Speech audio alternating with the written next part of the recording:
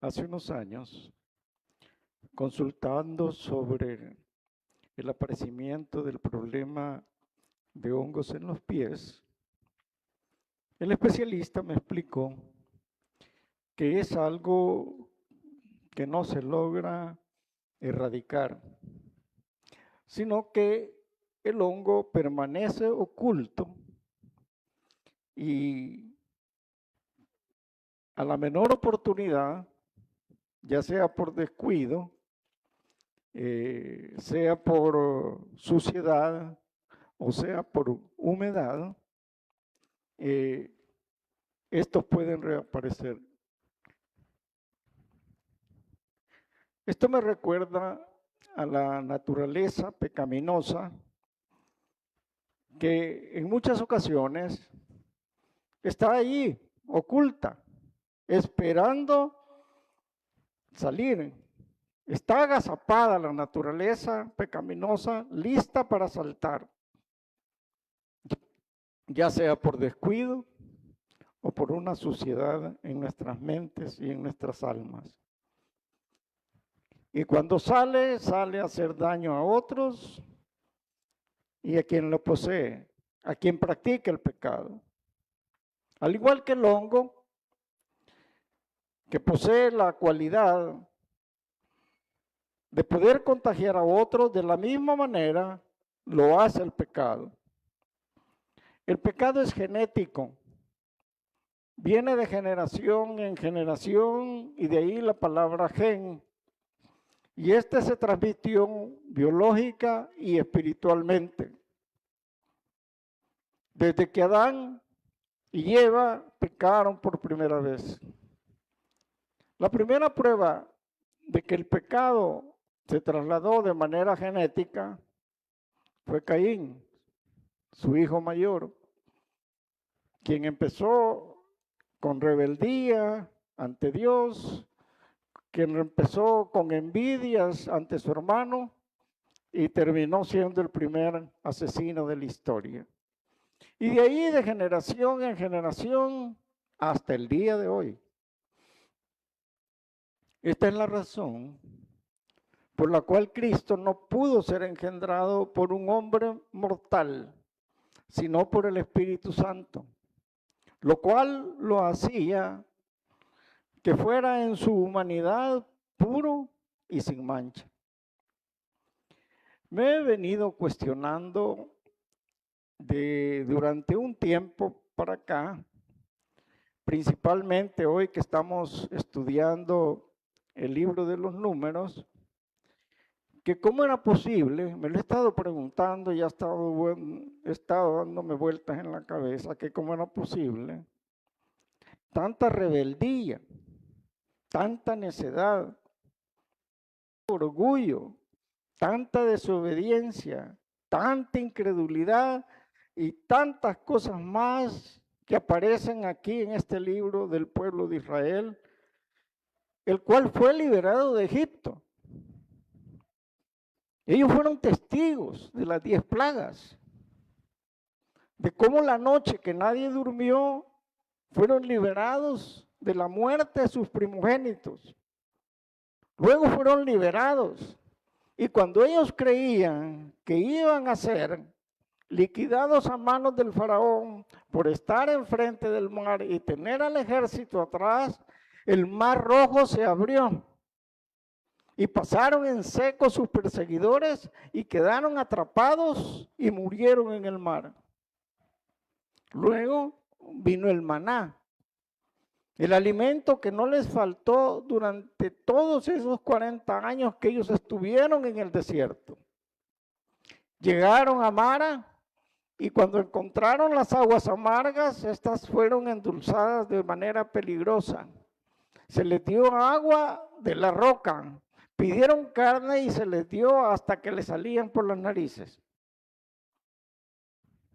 Sumado a todo lo anterior, de día los acompañaba una nube que les guiaba y de noche una columna de fuego que les protegía. Y eso no era más que la presencia de Jehová 24/7, 365 días al año. ¿Por qué tanta rebeldía? ¿Por qué tanta necedad? ¿Por qué tanto orgullo? ¿Por qué tanta desobediencia? ¿Por qué tanta incredulidad? Si estaban viviendo con Jehová, estaba Jehová con ellos, se manifestaba. Y eso es lo que ha estado en mi cabeza. ¿Cómo era posible que viendo todo eso, viviendo todo eso, manifestaran todas las cosas que les he señalado? Bíblicamente, el Señor me respondió con un verso que está en el capítulo 20 de Juan, leyendo del 24 al 29, no un verso, sino una historia muy conocida por ustedes, pero que se las leo. Pero Tomás, uno de los 12, llamado Dídimo, no estaba con ellos cuando Jesús vino. Y le dijeron, pues, los otros discípulos, el Señor hemos visto. Y él les dijo, si no viere en sus manos la señal de los clavos y metiera mi dedo en el lugar donde los clavos y metiera mi mano en el costado, no creeré. 8 días después, estaban otra vez sus discípulos dentro y con ellos Tomás. Llegó Jesús, estando a la puerta cerrada, y se puso en medio de ellos y les dijo, paz a vosotros. Luego dijo a Tomás, pon aquí tu dedo y mira mis manos, y acerca tu mano y métela en mi costado. Y no seas incrédulo, sino creyente. Entonces Tomás respondió y le dijo, Señor mío, Dios mío. Yo creo que allí se le acabó todo. Yo creo que para mí cuando él le dijo eso, ya estaba adorándole a sus pies. Y Jesús le dijo, porque me has visto, Tomás, creíste. Bienaventurados los que no vieron y creyeron. ¿Quiénes son esos? Nosotros. Nosotros. No hemos visto, pero por fe le hemos creído. Ustedes y yo somos bienaventurados. Pero ahora vuelvo con lo que inicié. Ahora regreso. Y como una alegoría me respondo. Hemos creído, pero aún así somos rebeldes. Aún así somos desobedientes. Aún así somos orgullosos. Aún así somos incrédulos. Me hice varias preguntas y espero me las contesten con un fuerte amén. ¿Cuántos creen que Dios existe? ¿Cuántos creen en Cristo? ¿Cuántos creen que se puede ser salvo o nacer de nuevo? ¿Cuántos son salvos? Espero que todos. Pues sí, no tienen invitados, pero bueno. ¿Cuántos esperamos a Cristo? ¿Cuántos tenemos obras de la carne? ¿Cuántos tenemos obras de la carne? Miren que aquí en esta iglesia va a caer un rayo. Sí, va a caer un rayo. ¿Por qué no dijeron amén? ¿Por qué no dijeron amén? ¿Cuántos tienen obras de la carne? ¿Por qué les da miedo, pues? ¿Y cuántos tienen frutos del Espíritu? Seguros. Permítanme que lo dude, fíjense.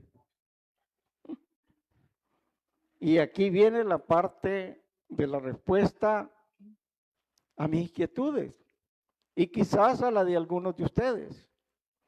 Y quiero aclarar que lo que voy a decir no debe ser una excusa. No debe tomarse como una excusa razonable porque igual la paga del pecado es muerte.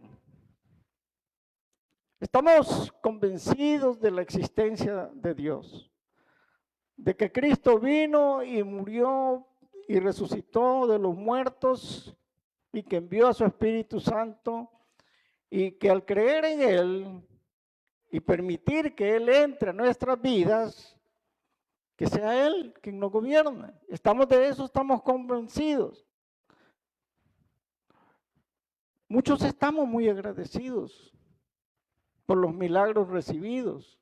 Muchos testificamos en ocasiones de lo que Dios ha hecho en nuestras vidas. Lo testificamos públicamente. Entonces, ¿por qué parte de lo que le detalla Gálatas en su capítulo 5? Y perdonen que aquí hay cosas que probablemente ustedes no quisieron decir amén. Dice Gálatas en su capítulo 5, y manifiestas son las obras de la carne, dice. Allá cada quien. Allá adulterio, fornicación, inmundicia, lascivia.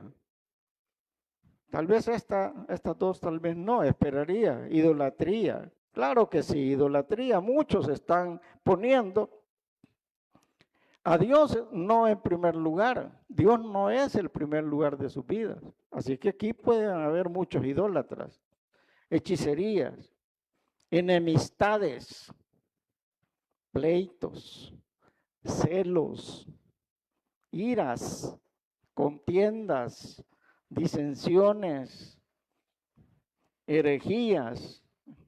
Herejías es cuando hablamos lo que no sabemos del Señor.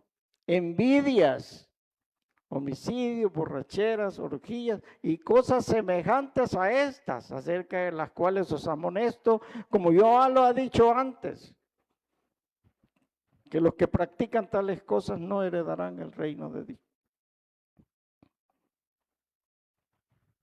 Tal vez no todo lo detallado, pero parte de esto está aún en nosotros, hermano. Y sale en cualquier momento a relucir, al igual que los hongos, por descuido, por nuestra suciedad mental. Es el gen del pecado, hermanos, el cual debemos cuidar para amarrarlo a través del Espíritu Santo. Es que eso es lo que tenemos que hacer. Debemos cuidarnos porque el pecado, mientras vivamos en este cuerpo de muerte, decía Pablo, allí está. Y si estamos alimentando más lo carnal que lo espiritual, que es lo que regularmente sucede, eso ahí está. Es una realidad. Ahora, con todo el antecedente, ahora sí creo podemos entender el estudio del capítulo 16 y 17 de Números. Vayan a Números, capítulo 16, y vamos a leer del 1 al 10. Y el título es La plaga del pecado. Y dice la Escritura, Coré, hijo de Ishar, hijo de Coat, hijo de Leví, y Datán y Abirán, hijos de Eliab, y Jon, hijo de Pelet, de los hijos de Rubén, tomaron gente y se levantaron contra Moisés con 250 varones de los hijos de Israel, príncipes de la congregación de los del consejo, varones de renombre. Y se juntaron contra Moisés y Aarón y les dijeron, basta ya de vosotros, porque toda la congregación, todos ellos son santos y en medio de ellos está Jehová. ¿Por qué pues os levantáis vosotros sobre la congregación de Jehová? Cuando oyó esto Moisés, se postró sobre su rostro y habló a Coré y a todo su séquito diciendo: mañana mostrará Jehová quién es suyo y quién es santo, y hará que se acerque a él el que él escogiere, él se acercará así. Haced esto, tomad incensarios, Coré y todo su séquito, y poned fuego en ellos, y poned en ellos el incienso delante de Jehová mañana, y el varón a quien Jehová escogiera, aquel será santo. Esto os baste, hijos de Leví. Hasta ahí leemos y oramos. Padre, te damos gracias, Señor, por tenernos acá, Señor. Te damos gracias porque tenemos el privilegio de estudiar tu palabra y de ella poder sacar lecciones que son para nuestras vidas. Muy consciente estoy en lo personal que está mi carne allí como parte de mi ser y que el pecado en cualquier momento puede contaminarme si no tengo el cuidado de evitarlo y de tomarme de tu mano y que tu Espíritu sea tu Espíritu Santo quien me gobierne. De igual forma lo pido para nuestra congregación, para que podamos superar eso que nos contamina. En Cristo Jesús oramos. Amén. Moisés enfrenta nuevamente otro problema. Como pueden ver, algunos aspiran únicamente a un liderazgo sin saber todo lo que el liderazgo puede llevar tras él. Y en este libro nosotros hemos visto cómo Moisés se enfrenta problema tras problema. Ahora el problema es un poco más grave. Es un problema de subordinación. Es un levantamiento. Es Coré con 250 hombres que formaban un ejército. Eso ya era un ejército. Y sorpréndase, todos ellos eran levitas. Todos ellos eran parte de los que tenían que guardar la disciplina y el orden dentro del tabernáculo. Pero igual se levantaron. Y el problema era similar al que presentó María y Aarón. Pues estos pretendían tener acceso al sacerdocio. Con Coré a la cabeza principal, por supuesto, para que sustituyera a Aarón, pues. Porque es lo que les reclamó y les dijo: no, y todo, aquí todos somos iguales, pues. Aarón y Moisés, iguales somos todos los demás y cualquiera puede ocupar el lugar de ustedes, pues. El de Aarón cualquiera lo puede ocupar. Nosotros somos levitas, hemos sido puestos acá y cualquiera lo puede ocupar. Y miren, no hay duda que Coré tenía el don de dirigirse a la población. Gran parte de ellos le apoyaban. Muchas veces nos encontramos personas que tienen ese don y que ese don mal usado lleva muchas veces a las multitudes al error, porque lo siguen. Si fuera bien usado, pues excelente, ¿verdad? Levantan una misión, levantan una iglesia, hacen algo positivo, pero regularmente lo hacen de manera negativa. Perdón por los políticos, bueno, espero que no haya ninguno aquí. A Coré se le unen Datán y Abirán, quienes también se rebelaron a Moisés. Moisés los manda a llamar esperando que ellos le apoyaran, pero de ninguna manera, ellos se volvieron contra él.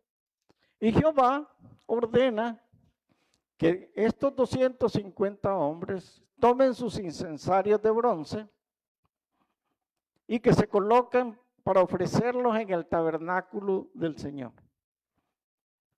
Y se colocan los 250 con sus incensarios y llama a Aarón y le dice que se coloque también con el incensario. Y lo sorprendente es que toda la congregación estaba expectante a ver qué es lo que iba a suceder, a ver qué es lo que pasaba. Y créanme, no estaban a favor de Moisés y de Aarón, estaban a favor de Coré. Y claro, se colocaron y vino el juicio. Y lo primero que el Señor hizo fue mandar a que Coré, que Datán y Abirán se colocaran con sus familias en sus tiendas. Y vino Jehová y abrió la tierra y se los tragó así como estaban y los mandó directamente al Seol. Todo lo que les estoy diciendo está en la palabra de Dios. Usted al salir de acá, más noche, revisa el 17 y el 16 y va a hallarle sentido a lo que le estoy contando. En cuanto a los 250 hombres que tenían los incensarios, vino el fuego de Jehová y los consumió a toditos. Y le pidió a Moisés y a Aarón que fundieran los 250 incensarios de bronce y que los colocaran como pared en el tabernáculo, como un testimonio de lo que puede suceder cuando alguien se rebela contra la autoridad de Dios. ¿Qué creen que pasó con la población? ¿Cuál creen que fue la reacción de la población? ¿Qué creen? A ver, alguien que se lo imaginen qué fue lo que pasó. Observaron el juicio de Dios. Observaron que la tierra se tragó a Coré, a Datán y a Abirán. Observaron que también los 250 también los consumió con el fuego. ¿Qué creen que la población hizo? ¿Cuál fue la reacción? A ver, Alonso. Pánico, sí, tenés razón. ¿Alguien más que quiere opinar? No los que están viendo la Biblia, porque yo no los he puesto a leer la Biblia. Roberto.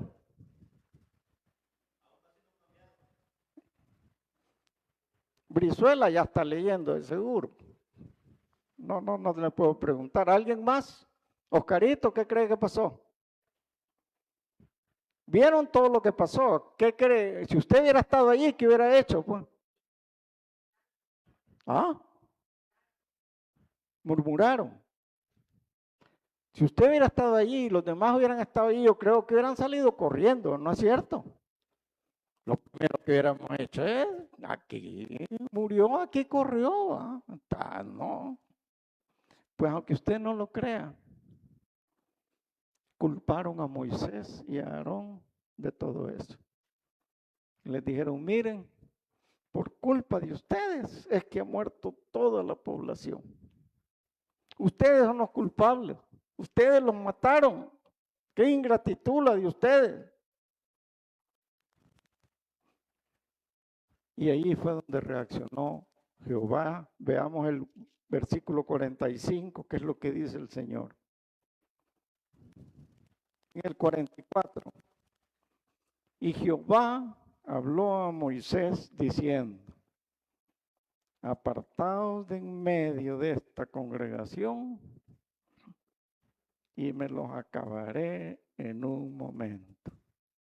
Y ellos se postraron sobre su rostro. Dios estaba muy molesto con la actitud de ese pueblo. No era la primera vez, ni iba a ser la última. El Señor ya le había dicho a Moisés, anteriormente le dije, si querés me los acabo. Pero esta vez se los empezó a acabar. y empezaron a morir, porque una plaga empezó y entró en ellos, y uno a uno fueron cayendo. Murieron 14,700 ese día. Y la reacción de Moisés fue: Aarón, corre, llena el incensario que tienes, enciéndelo y ofrécelo a Jehová. Y empieza a caminar entre los muertos y los vivos. Como que empezara a caminar. Y la mortandad cesó.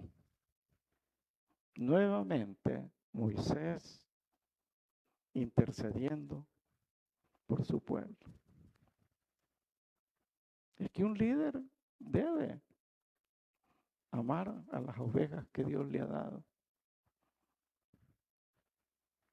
Y Dios no le dijo a ese líder: te voy a dar solo las escogidas, solo las bonitas, solo las que se portan bien, las que trabajan, las que son incondicionales contigo. Dios no dijo eso. Cuando tú vas al liderazgo, asumes el liderazgo con todo lo que Dios te está dando.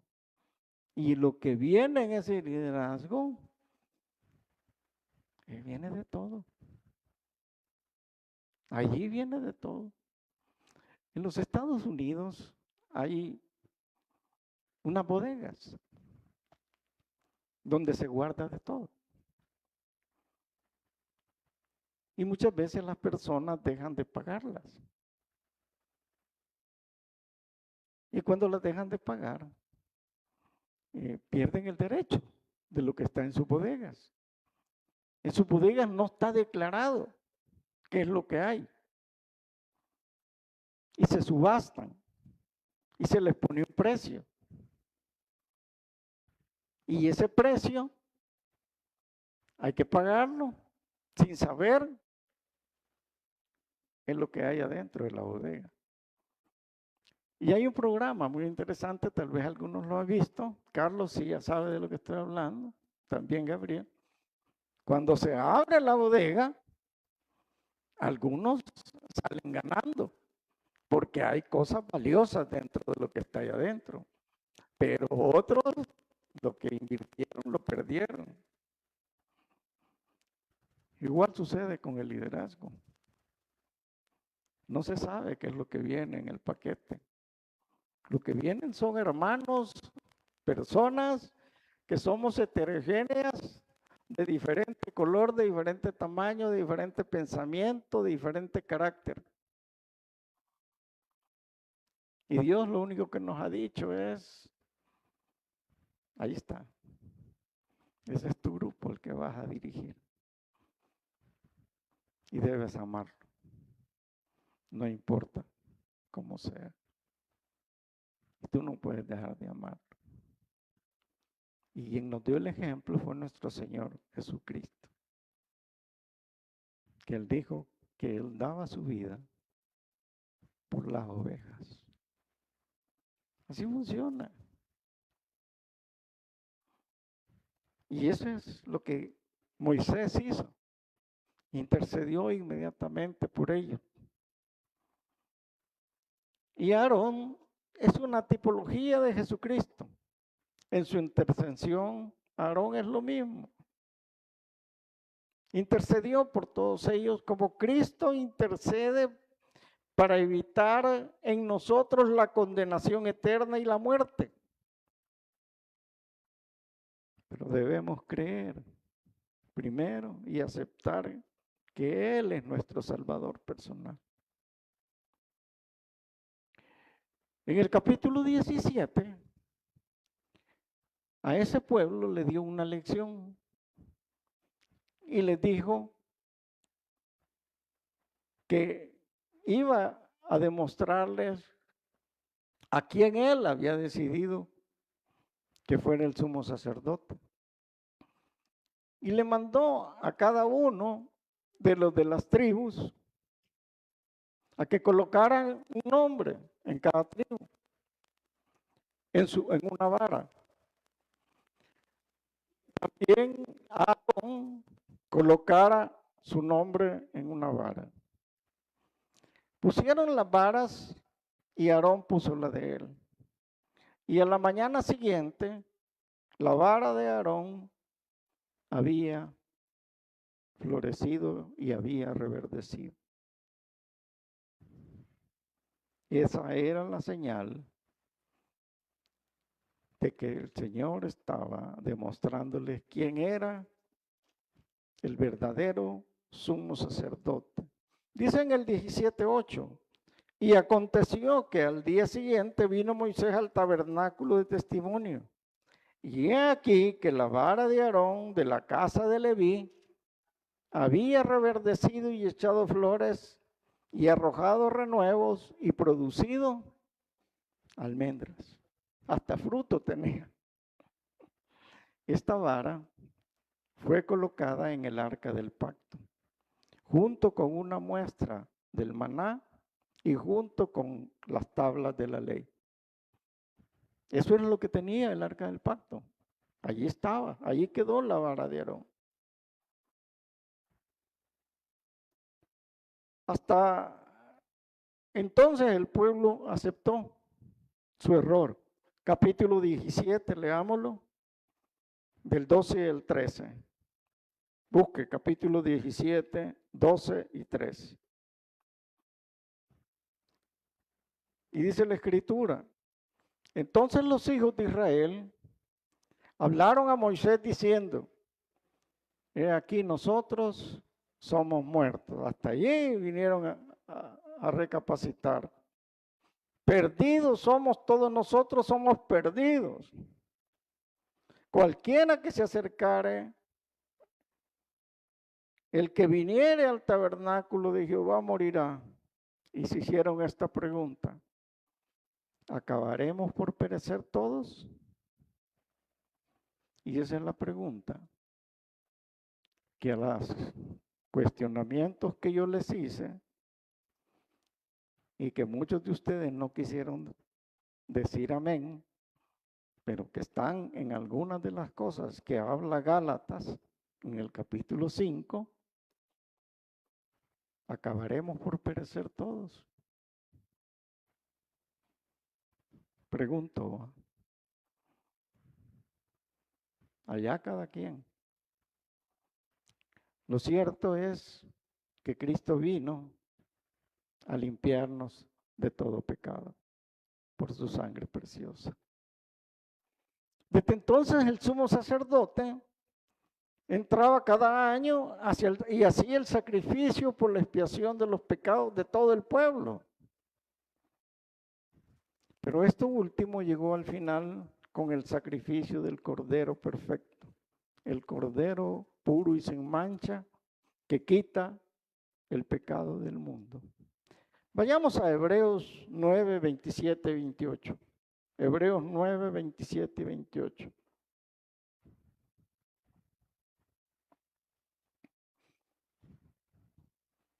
Dice la palabra del Señor así. Y de la manera que está establecido para los hombres que mueran solo una vez. Y después de esto, el juicio. Así también fue ofrecido una sola vez para llevar los pecados de muchos y aparecerá por segunda vez sin relación con el pecado para salvar ¿a quiénes? A los que le esperen. Pero allí es donde quiero yo resaltar. Cristo murió una sola vez por usted y por mí. Así lo dice. Cristo fue ofrecido una sola vez para llevar los pecados de muchos. Cristo no murió muchas veces por usted y por mí. Lo hizo una sola vez. Así es que no tomemos como excusa nuestra genética, nuestra naturaleza humana que está contaminada con el pecado. Si somos una nueva criatura, comportémonos como lo que somos. La Escritura dice, sed santos porque yo soy santo. Así dice la palabra del Señor en el Antiguo y en el Nuevo Testamento.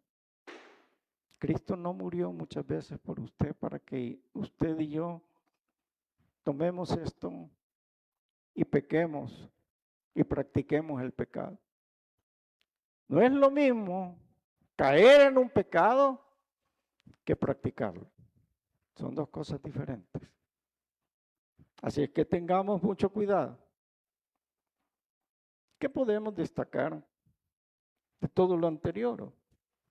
Bueno, la envidia, el deseo desmedido de poder, la ingratitud, una traición a la confianza de Dios al colocar primero a Coré y a su gente en un ministerio.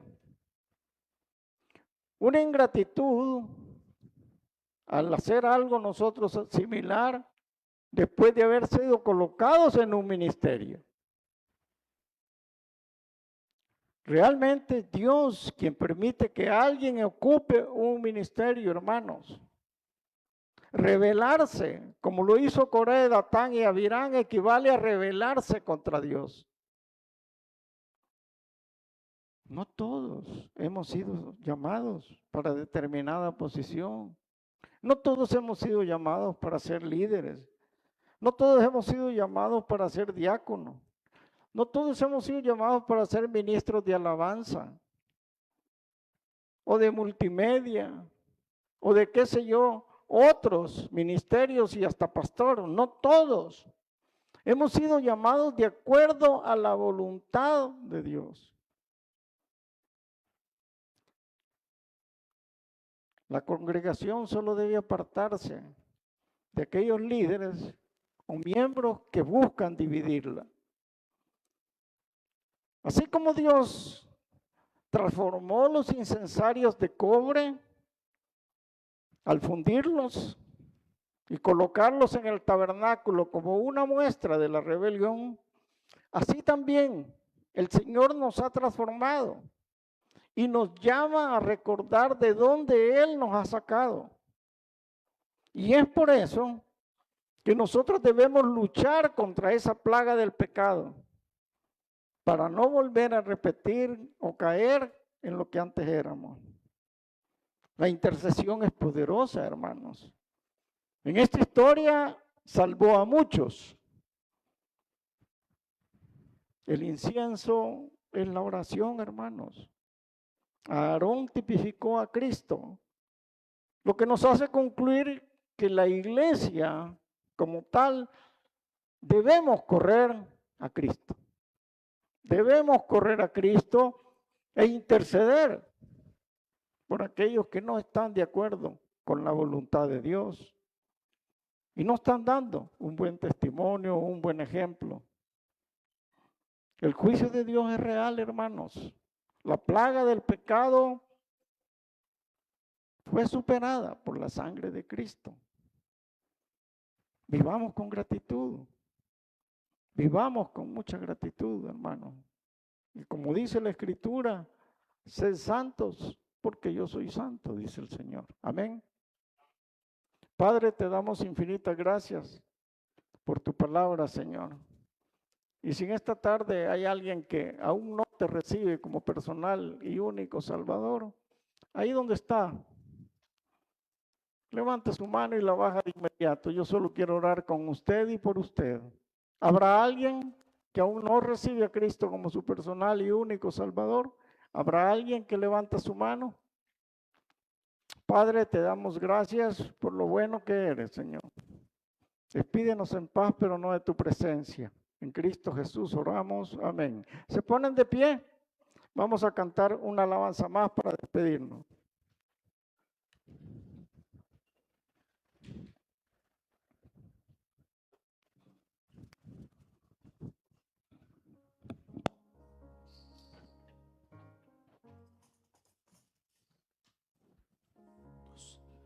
despedimos con una alabanza. Cada día. Cada día Él es fiel. Su misericordia es nueva.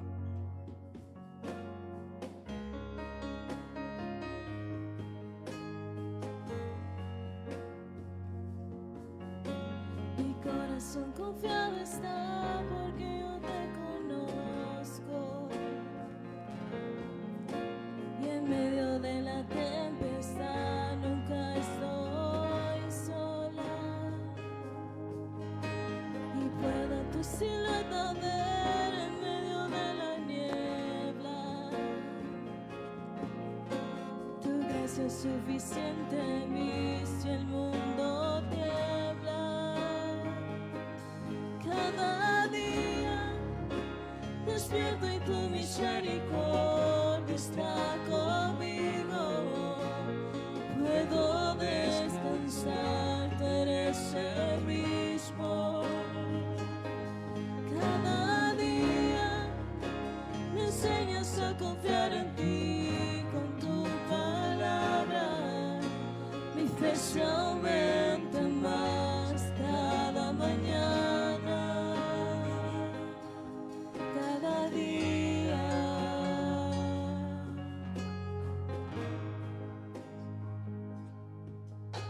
Mi corazón confiado está porque yo te conozco. Y en medio de la tempestad nunca estoy sola.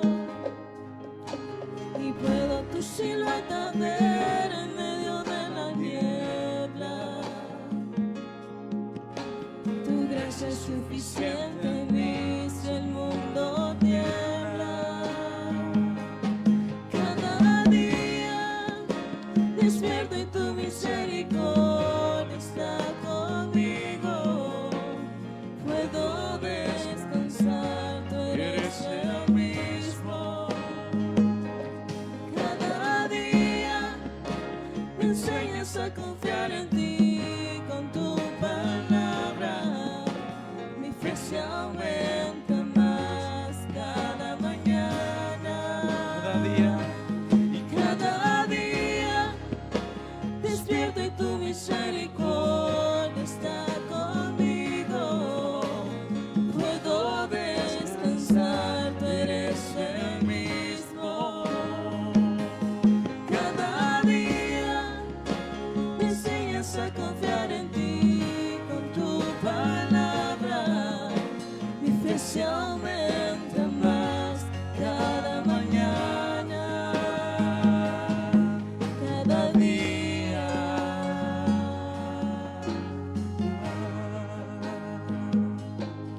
Cada día. Confiamos en ti, Señor. Amén.